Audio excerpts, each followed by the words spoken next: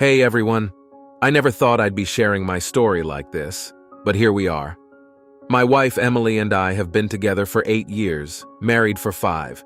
We've had our ups and downs, like any couple, but I thought we were solid. Turns out I was dead wrong. A bit of context. Emily and I met in college. We clicked instantly. She was smart, beautiful, and had this infectious energy that drew everyone in. After graduation, we moved to Chicago and started building our life together.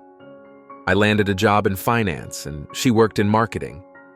We had dreams of starting a family, buying a house, and just living that perfect life everyone dreams about. Things started going south a few months ago. Emily became distant. She was always on her phone, secretive about her plans, and just not herself. At first, I thought it was work stress. Her job was demanding, and she had been working late a lot. But then I started noticing small things that didn't add up. She'd get these late-night texts and step out of the room to answer them. She'd laugh at messages, but wouldn't tell me what was so funny. I chalked it up to me being paranoid and tried to ignore it. Then, I had my accident. I was driving home from work when this idiot ran a red light and T-boned my car. I woke up in the hospital with a broken leg, a fractured rib, and a ton of bruises.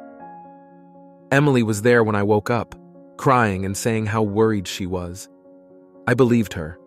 I needed her support more than ever. The doctors told me that my recovery would be long and that I might have some lasting issues, especially when it came to physical activities, including sex. I was devastated, but Emily assured me we'd get through it together. But her behavior didn't change. If anything, she became even more distant. I was stuck at home, bored out of my mind and in pain, so I had a lot of time to notice things. She'd leave for work and come back late, claiming she had meetings or was catching up with friends. One night, she came home smelling like a cologne that wasn't mine. That's when my suspicions really kicked into high gear. I decided to check her phone. I know invading privacy is a big no-no, but I had to know what was going on. She had changed her passcode, which was weird because she used to be so open with me about everything. I managed to figure it out. Thank you. Years of marriage for knowing her favorite numbers. And what I found shattered me. There were texts from a guy named Brad. They weren't just friendly messages, they were explicit. They talked about how much they missed each other, the sex they'd had, and plans for their next meetup. My heart sank. Brad was a colleague from her office, someone she'd mentioned a few times, but never in a way that made me suspicious before. I confronted her that night. She walked in the door and I just couldn't hold it in. "Emily, who is Brad?" I asked, holding her phone up. She froze, her face turning white. Then she started to cry. She confessed everything. They'd been seeing each other for months, sneaking around whenever they could. She said she felt neglected because I was always working late and she found comfort in Brad's arms. She blamed me for the accident, saying it was karma for me neglecting her. I was furious. I couldn't believe she was trying to pin this on me. I told her to pack her things and leave. She tried to apologize, saying she'd end it with Brad, that we could go to counseling and work through it. But I couldn't look at her the same way. The woman I loved, the one I thought was my partner, had betrayed me in the worst way possible. She left that night. I was alone in our apartment, feeling a mix of anger, sadness, and a crushing sense of betrayal. I didn't sleep. I kept replaying every moment, every sign I missed, and it drove me insane. The next few days were a blur. Emily kept trying to call and text, but I ignored her. I focused on my recovery, leaning on my friends and family for support. My mom was especially great, coming over to help with things around the house and just being there for me. A week later, Emily showed up at the hospital where I was doing my physical therapy. She looked awful, like she hadn't slept in days. She begged me to talk to her, to hear her out. Against my better judgment, I agreed. We went to a nearby cafe and sat down. She started crying again, saying she was sorry, that she loved me and made a huge mistake. She said Brad was nothing, just a distraction, and that she wanted to make things right with me. I listened, but I couldn't bring myself to forgive her. The pain was too fresh, the wound too deep. I told her we were done, that I couldn't trust her anymore. She left, sobbing, and I felt like a part of me was dying. This was the woman I had planned my future with, and now it was all gone. Now I'm trying to figure out what's next. I've filed for divorce and am looking for a new place to live. The apartment is full of memories, and I can't stay there anymore. It's been a hell of a ride, and I'm still trying to process everything. But one thing I know for sure, I deserve better. I deserve someone who will stand by me even when things get tough. If anyone out there is going through something similar, know that you're not alone. It's a rough road, but you'll get through it. Trust your gut, lean on your friends and family, and don't settle for less than you deserve. Thanks for listening, everyone. I needed to get this off my chest. After I filed for divorce, I needed to get out of our apartment. Every corner held a memory, and it was suffocating. I found a temporary place to stay through a friend. It wasn't much, just a small one-bedroom apartment. But it was a start.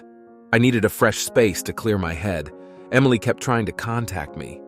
She'd leave long, emotional voicemails and texts saying she was sorry, that she made a mistake, and begging for another chance. I knew she was hurting, but I was in no place to help her. I was barely keeping it together myself. One day she showed up at my new place, unannounced. She looked like she hadn't slept in days. "Mike, please," she said, her voice cracking. "Can we talk?" Against my better judgment, I let her in. We sat in my tiny living room, the silence heavy and awkward. She started crying, saying she regretted everything, that she missed me, and that she was willing to do anything to fix things. She even offered to quit her job and cut all ties with Brad, but I just couldn't see a way back from this. "Emily, you broke my trust," I said, trying to keep my voice steady. "I can't just forget that. We had something good, and you threw it away." She cried harder, saying she was willing to go to counseling to do whatever it took. But I was exhausted. The emotional toll was too much, and I needed space to heal. After a long, painful conversation, I asked her to leave. She left reluctantly, her sobs echoing down the hallway. I spent the next few weeks trying to rebuild my life. I threw myself into my physical therapy and work, anything to keep my mind off the pain. My friends and family were incredibly supportive. They'd come over, bring food, and just hang out with me, which helped more than they knew. Then came another curveball. One day, I got a call from my lawyer. Apparently, Emily was contesting the divorce, saying she wanted a chance to fix our marriage. I felt a mix of anger and frustration. I just wanted a clean break, but she was making it difficult. We had to go through mediation. Sitting across from her with lawyers present was one of the hardest things I've ever done. She looked so broken and part of me felt guilty, but I had to stay strong for my own sanity. The mediator tried to find common ground, but it was clear that we were on different paths. After a long, grueling session, we finally reached an agreement. She'd keep her job and the apartment, and I'd get a fair share of our savings. It wasn't exactly what I wanted, but it was a step towards closure. A few days after the mediation, I got a call from Brad's wife, Laura. She had found my number through mutual friends. Laura was devastated, just like me, and needed someone to talk to who understood what she was going through. We met up for coffee, and it was oddly comforting to talk to someone who was in the same boat. Laura told me that Brad had been a serial cheater, and Emily was just the latest in a long line of affairs. Hearing this somehow made me feel both better and worse. Better because I realized Emily wasn't special to Brad, worse because it confirmed how deeply she had betrayed me. As we talked, Laura and I found a strange sort of solace in each other's company. We began meeting regularly, not just to talk about our exes, but to find a way to move forward. We both needed to rebuild our lives from the ground up. In the midst of all this, I got a call from Emily. She said she wanted to meet one last time to talk about everything. Part of me wanted to tell her no, to cut off all contact, but another part of me wanted closure, so I agreed. We met at a quiet park where we used to go when we first started dating. Emily looked tired, but there was a determination in her eyes. She apologized again, saying she realized how much she had hurt me and that she was genuinely sorry. She said she understood why I couldn't take her back, but needed me to know she was working on herself, going to therapy, and trying to become a better person. I listened quietly, taking it all in. It felt good to hear her say these things, but it didn't change anything for me. I wished her well and told her I hoped she could find happiness, but I needed to move on. We parted ways, and I felt a strange sense of relief. It was finally over. With Emily out of my life, I focused on healing. I started seeing a therapist to work through my emotions, which helped more than I expected. I began to find joy in small things again, like going for walks, reading, and spending time with friends. Laura and I continued to support each other, and over time, our friendship grew into something more.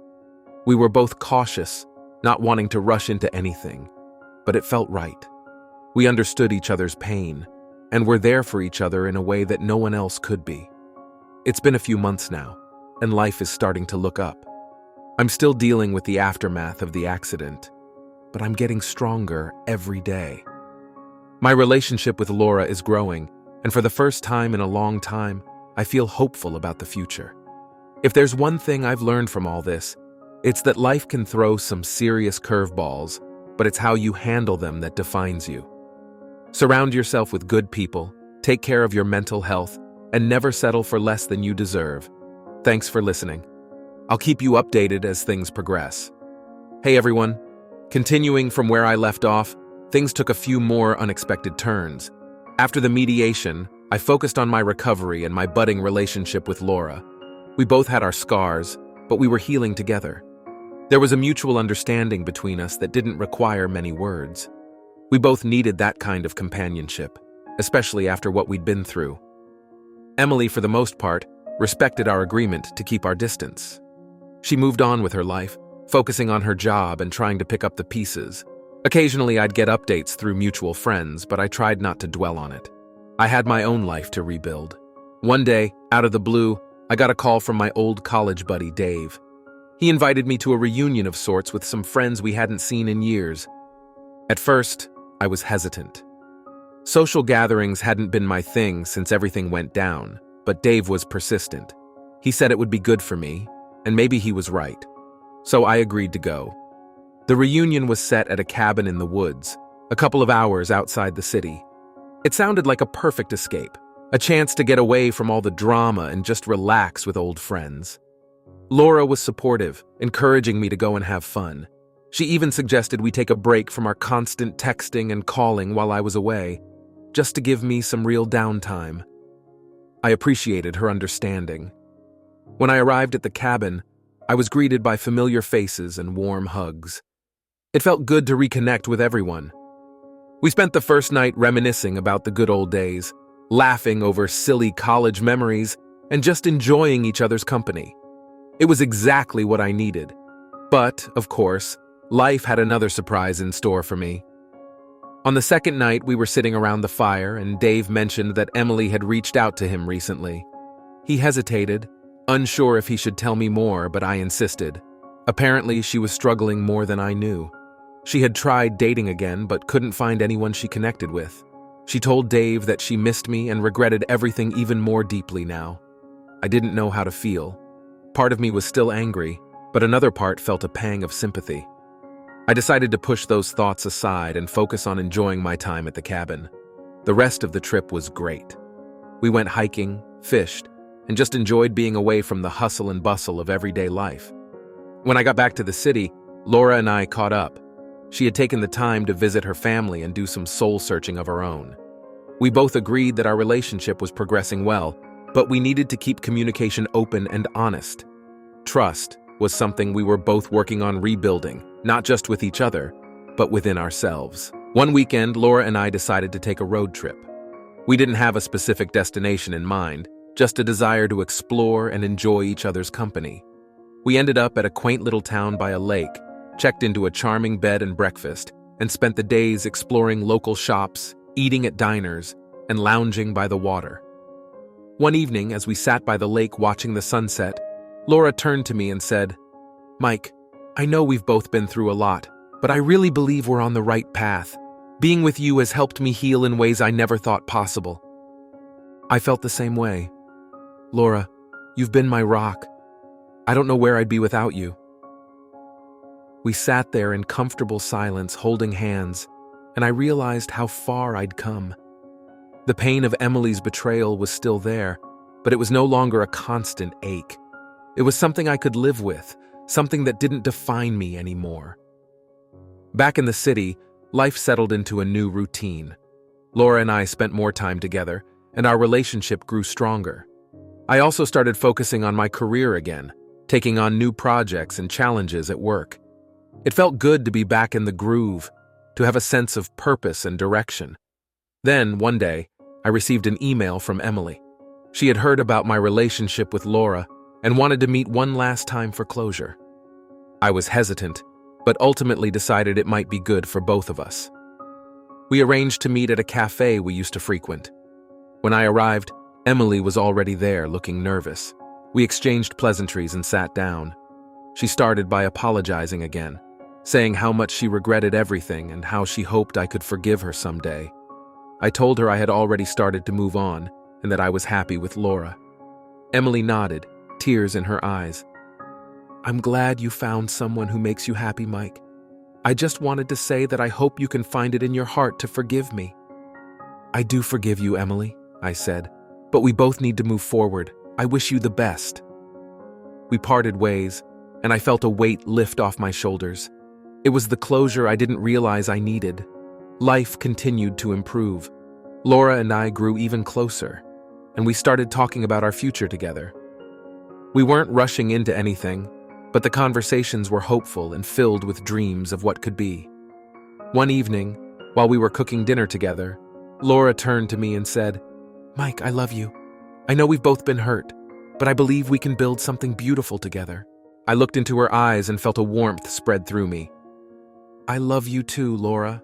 I believe that too." And just like that, the pieces of my life that had been shattered started to come together. It wasn't perfect and it wasn't always easy, but it was real, and it was ours. Picking up from where I left off, life was starting to feel more stable.